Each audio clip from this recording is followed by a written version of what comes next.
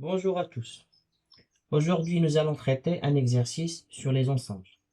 J'ai remarqué que beaucoup d'élèves trouvent des difficultés à résoudre des exercices sur les ensembles. Donc, j'ai décidé de faire des exercices corrigés pour leur montrer en détail les méthodes nécessaires pour résoudre ce genre d'exercice. Nous allons plus précisément se concentrer sur les méthodes de base pour résoudre les exercices types sur les ensembles. De plus, je vais vous montrer les secrets pour répondre à ce genre d'exercice. Donc, il ne s'agit pas simplement d'apprendre par cœur les méthodes, mais de savoir pourquoi on fait chaque étape pendant la résolution de l'exercice. Donc, restez concentrés avec moi jusqu'à la fin. Donc, dans l'exercice suivant, on a A, B et C sont trois parties d'un ensemble E. Montrez que si A inter B est égal à A inter C, A union B est égal à A union C, alors B est égal à C. Donc, il s'agit d'utiliser ces deux informations pour montrer que l'ensemble B est égal à l'ensemble C. Donc, ça veut dire quoi? B est égal à C. Alors, deux ensembles sont égaux si seulement si chaque ensemble est inclus dans l'autre. Donc, il faut montrer que B est inclus dans C. Et puis, on va montrer que C est inclus dans B. Donc, commençons par montrer que B est inclus dans C. Alors, pour cela, on va prendre un élément X appartenant à B, soit X appartenant à B.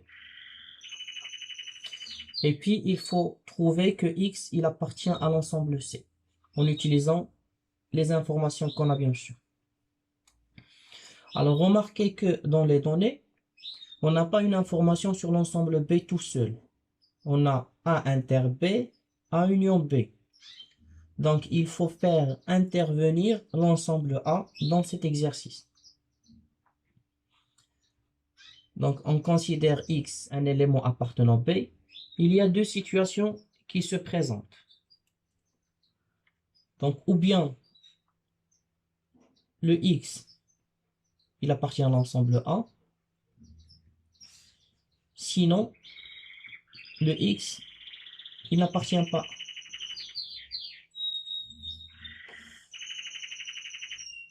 Alors, le X, il appartient à B. S'il appartient à A, alors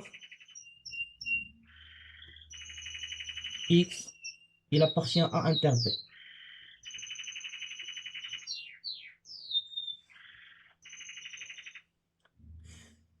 Et puisque A inter B est égal à A inter C, donc X, il appartient à A inter C.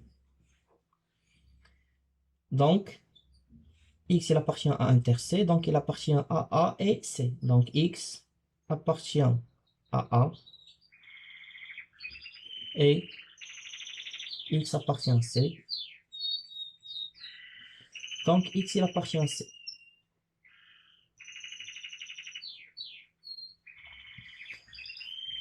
La deuxième situation, si X n'appartient pas à A, alors on sait que X, il appartient à B. Donc, X, il appartient à A union B. Et puisque A union B est égal à A union C, donc X, il appartient à A union C. Donc, X appartient à A union C, ça veut dire que X, il appartient à A, ou il appartient à C. Donc, alors on sait que X n'appartient pas à A. À partir de là, on a dit que X n'appartient pas. Donc, ceci est faux. Donc, finalement, le X, il appartient à C.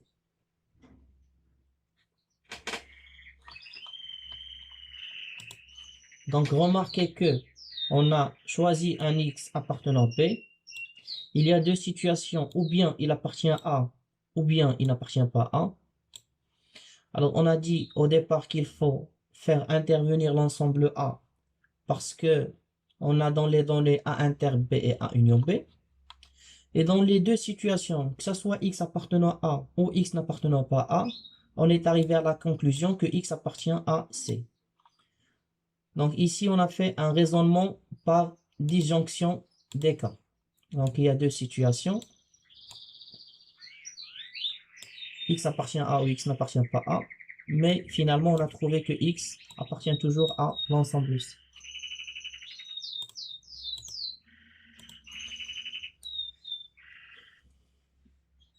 Donc on vient de prouver que si X appartient à B, alors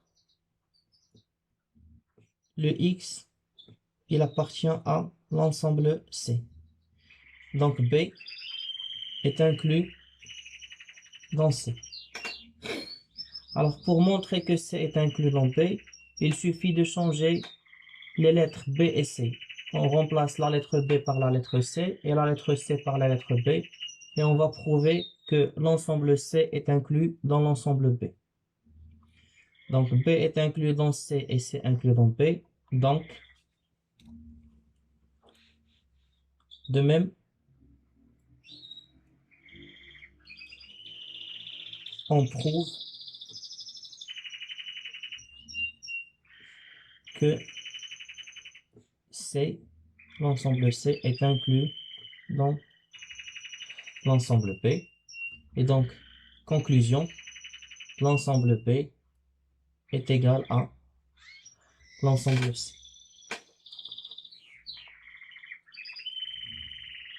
Donc, j'espère que vous avez apprécié la vidéo. Merci de votre attention. Je vous donne un autre rendez-vous avec une autre vidéo.